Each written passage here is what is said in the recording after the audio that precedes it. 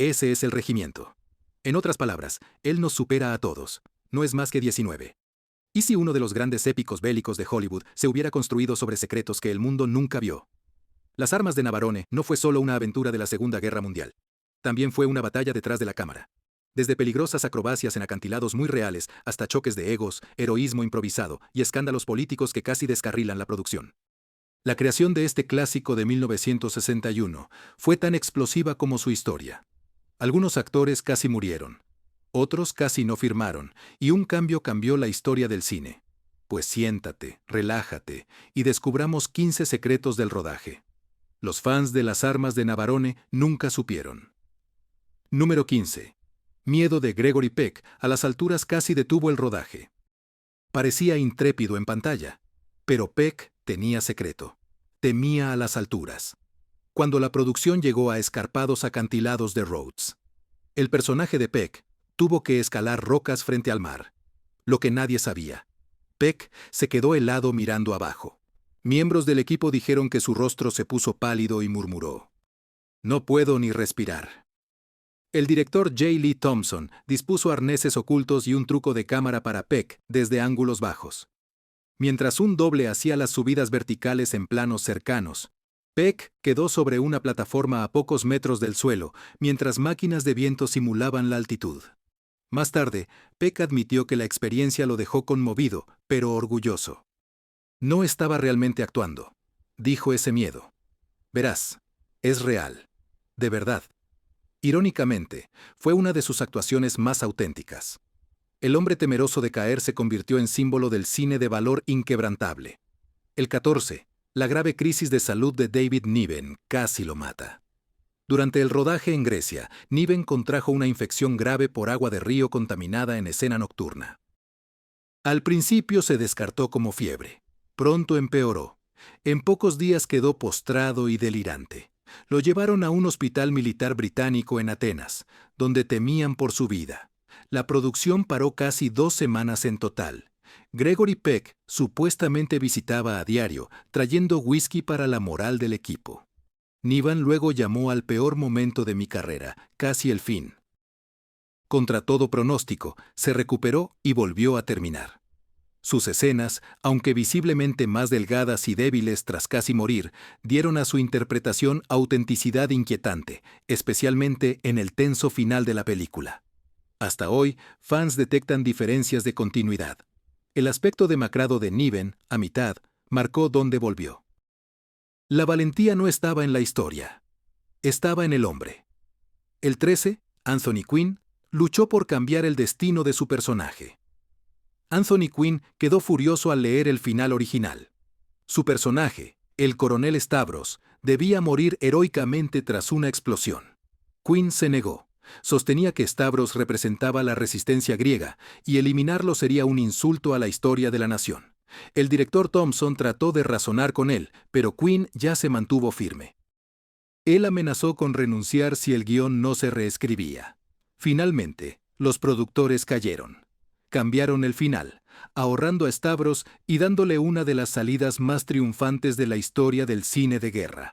La pasión de Quinn no se detuvo ahí. Insistió en añadir frases griegas a su diálogo y reescribió partes de sus escenas para que el personaje fuera más auténtico. Su orgullo convirtió un papel de apoyo en uno inolvidable y hizo que las armas de Navarone resonaran mucho más allá de la pantalla. No. 12. El reparto entrenó. Como comandos reales para hacer que la película fuera creíble. J. Lee Thompson exigió que su reparto se entrenara como soldados reales.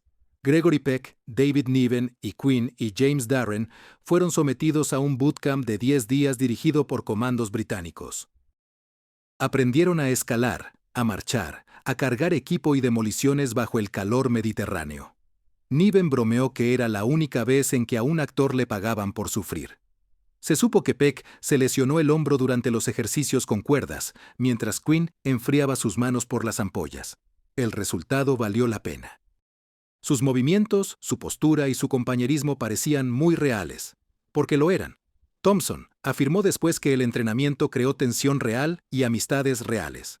Se convirtieron en una gran unidad. Dijo, por eso funcionó la cinta. No era solo magia del cine, era sudor, fatiga y disciplina forjada en celuloide. Número 11. Las armas no eran simples utilería. Se construyeron desde cero. Los cañones navales de la película. Los cañones de Navarone no eran miniaturas ni utilería. Eran ingeniería a escala real. Maravillas hechas en taller secreto junto a carreteras.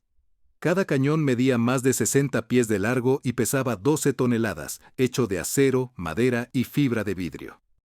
La tripulación usó elevadores para girar los barriles y puso humo para simular el disparo por su tamaño. Los lugareños creían que las armas eran instalaciones militares.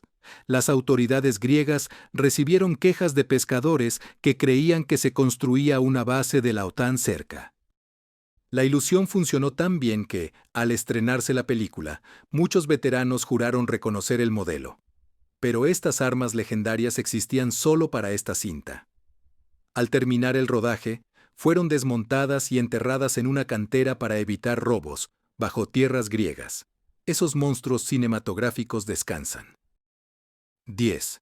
El guión se reescribió en secreto por una leyenda de Hollywood. Los créditos fueron para Carl Foreman. Gran parte de las armas de Navarone fue reescrita por un guionista entonces desconocido, el Dr. Alfred Hayes, un novelista célebre que trabajó para mejorar el diálogo. Foreman estaba sobrecargado, lidiando con la producción y las reescrituras diarias del estudio. Hayes intervino sin crédito, arreglando el ritmo y dando al diálogo del cine su latido. Fue Hayes quien añadió la famosa línea de Peck. De verdad. Piensas demasiado, amigo, ya. Sus aportes quedaron ocultos durante años hasta que surgieron memorandos, confirmando su rol. Peck reconoció luego que existía un escritor fantasma que nos salvó de la política de Hollywood. Ocultó su nombre, pero sus palabras dieron al filme su pulso. El número 9, Gregory Peck, casi renunció por culpa de Anthony Quinn. Detrás de la cámara, la rivalidad entre Peck y Quinn era legendaria. Ambos eran ganadores del Oscar. Ambos eran personalidades alfa y ambos querían el control. Según los reportes del equipo. La tensión estalló durante un ensayo cuando Quinn acusó a Peck de robar el foco.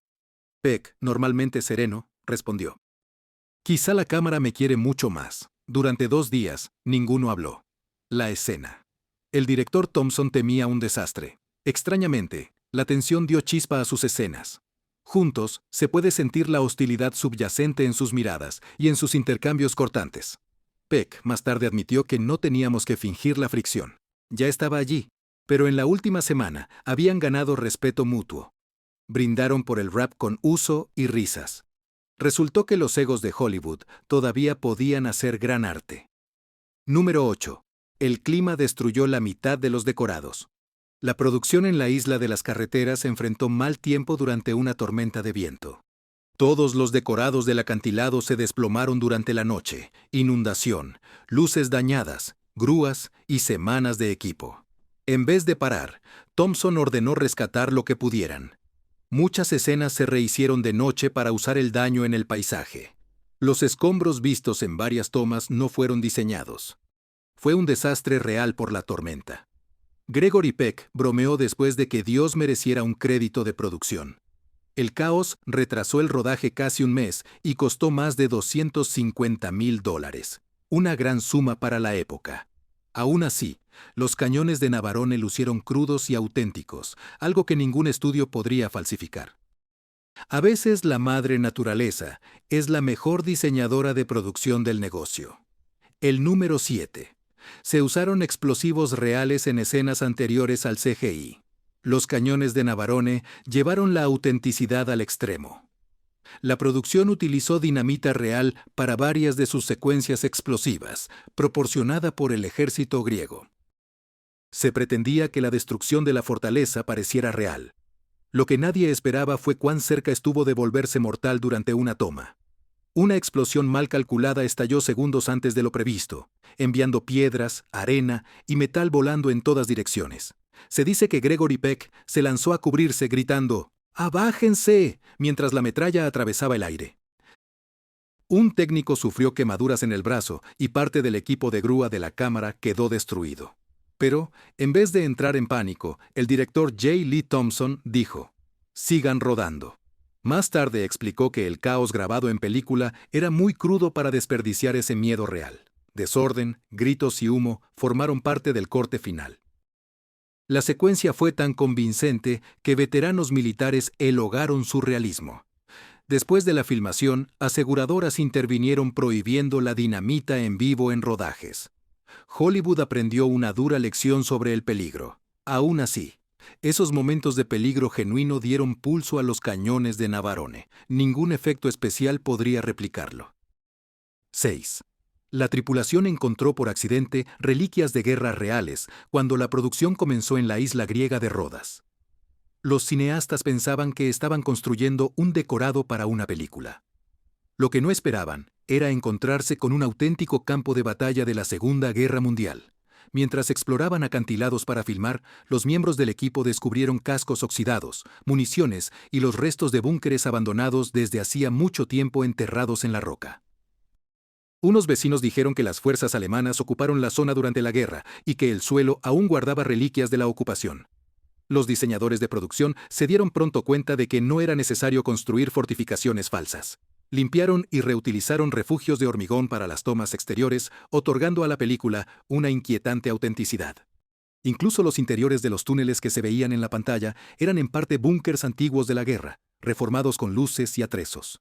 Gregory Peck dijo después que se sentía como si camináramos entre fantasmas. No estaba exagerando. Una mañana, un equipo de construcción desenterró un proyectil vivo. Aún activo después de 20 años. Las autoridades griegas tuvieron que detonarla de forma segura antes de que se reanudara el rodaje. El descubrimiento cambió el tono del rodaje. Lo que empezó como una película de aventuras se transformó en un deber histórico. Para el reparto, los cañones de Navarone dejaron de ser solo una historia de guerra. Se convirtió en un encuentro con las sombras reales de la historia que aún seguían bajo nuestros pies. 5. James Darren estuvo a punto de perder su papel ante Rock Hudson cuando James Darren fue elegido para interpretar al soldado Spiros. No fue solo suerte, de verdad fue desafío. Al inicio, el papel iba para la estrella Hudson. MGM quería un nombre famoso para atraer audiencias jóvenes, pero Agenda obligó a Hudson a rechazar. Carl Foreman consideró recortar el personaje por completo. Hasta Darren suplicó una audición. Foreman no estaba convencido, diciendo que Darren era demasiado pulido para Hollywood. En la audición, Darren dio la confesión de Spiro sobre el miedo y el valor con sinceridad que toda la sala quedó en silencio. Foreman asintió, en voz baja, dijo: «Ese es nuestro soldado». Al empezar rodaje, Darren se entregó por completo al entrenamiento físico, escalando acantilados reales junto a Peck y Quinn. Los veteranos lo llamaban «cariñoso chico». Aunque Peck supuestamente le daba entre tomas consejos para mostrar más madurez en pantalla, su muerte emocional se convirtió luego en uno de los momentos más desgarradores de la película. Muchos aplausos. En pruebas demostró que la honestidad vence al poder estelar. Más tarde, Darren diría: «No solo actué en los cañones de Navarone, crecí dentro de ello». Rock Hudson pudo haber sido el sueño del estudio, sí. Pero James Darren se convirtió en la memoria del público, el chico que nadie esperaba. Acabé dándole completamente a la película su alma. Número 4. Director J. Lee Thompson. No fue la primera opción. Es difícil imaginar los cañones de Navarone sin la mano firme del director J. Lee Thompson, pero él no lo fue. El primer elegido por el estudio para ese proyecto era el célebre cineasta Alejandro McKendrick, bien conocido por el dulce olor del éxito. McKendrick imaginó la historia como una denuncia cínica contra la guerra que mostraba la futilidad de la violencia. Pero cuando presentó su visión, el productor Carl Foreman discrepó. Quería una aventura emocionante que gustara al público. Un clásico del heroísmo, no de desesperación. El choque fue personal y McKendrick se apartó semanas antes del rodaje. Foreman se afanó por hallar un reemplazo ya. Fue entonces cuando recurrió a Thompson, un director conocido por su disciplina y destello visual. Thompson acababa de terminar Tiger Bay y buscaba un desafío. Aceptó de inmediato reescribir secciones de la película para equilibrar el realismo de McKendrick con el espectáculo de Foreman. Resultado fue un golpe increíble. Thompson capturó la crudeza de guerra real sin perder la grandeza que el gran público amaba.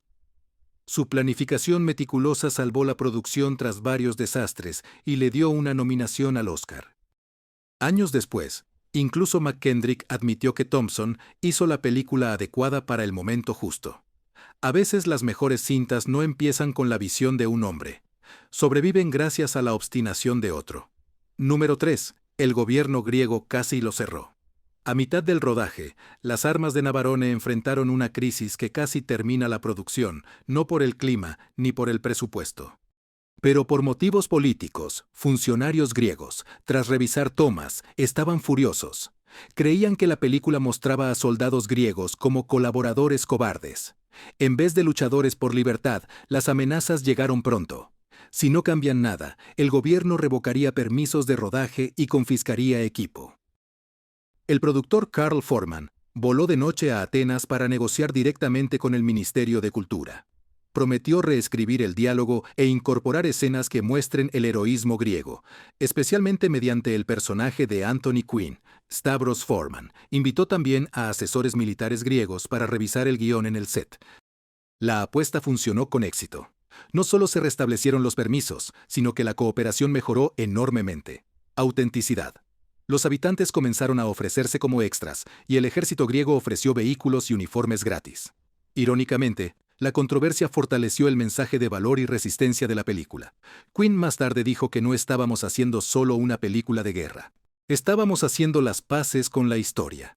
Sin ese esfuerzo diplomático, las armas de Navarone podrían silenciarse para siempre.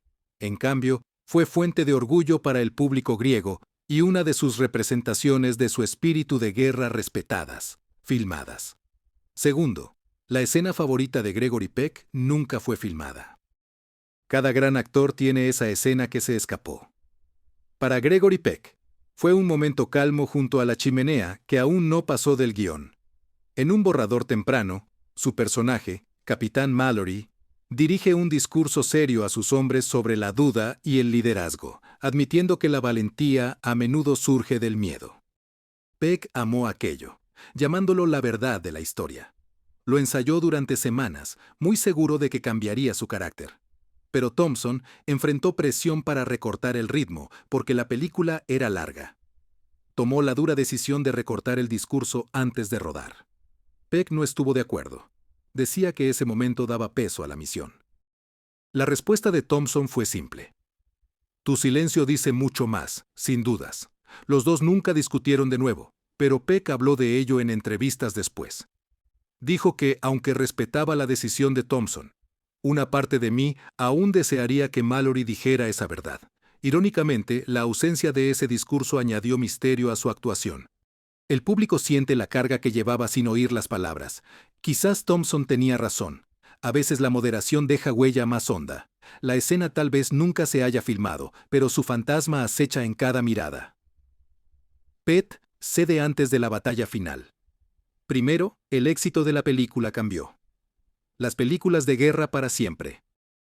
Cuando se estrenaron Los cañones de Navarone en 1961, pocos esperaban que reformaran el cine, pero eso fue exactamente lo que hicieron. La película recaudó más de $28 millones en todo el mundo.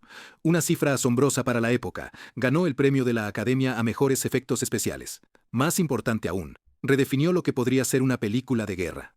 No se trataba solo de las batallas, se trataba de trabajo en equipo, de la moral, del conflicto y de decisiones imposibles. Directores desde Sam Peck NPA hasta Steven Spielberg lo citaron después como una muy gran influencia. Su ADN ya se puede hallar en The Dirty Dozen, Where Eagles Dare y Saving Private Ryan también. La idea de reunir héroes falibles para una misión difícil ya empezó aquí. Detrás de cámaras, el realismo de la cinta también impulsó cambios técnicos. Es innovador. Los montajes de cámara para tomas en acantilados se convirtieron en norma. Los fotógrafos estudiaron iluminación y encuadre. Lo vieron como ejemplo de tensión panorámica. Más tarde, Gregory Peck reflexionó. Pensábamos que hacíamos entretenimiento. Dejamos un legado. La mezcla de humanidad y heroísmo de la película define el género bélico. Hoy, más de 60 años después, las armas de Navarone siguen siendo una formidable fortaleza cinematográfica. Su impacto todavía resuena a lo largo de generaciones, recordándonos que el valor no consiste en gloria, sino perseverancia. Así que ahí lo tienes. 15 secretos tras bastidores de la filmación de las armas de Navarone. Desde la dinamita real hasta disputas y fantasmas de la historia. Este clásico no solo contó una historia, sino que sobrevivió. Ahora te toca a ti. ¿Qué secreto te sorprendió más? Deja tus ideas en los comentarios. Haz clic en el botón me gusta y suscríbete para más análisis de leyendas de Hollywood. Hasta pronto, sigue mirando y preguntando. Recuerda que algunas armas nunca dejan de hacer eco.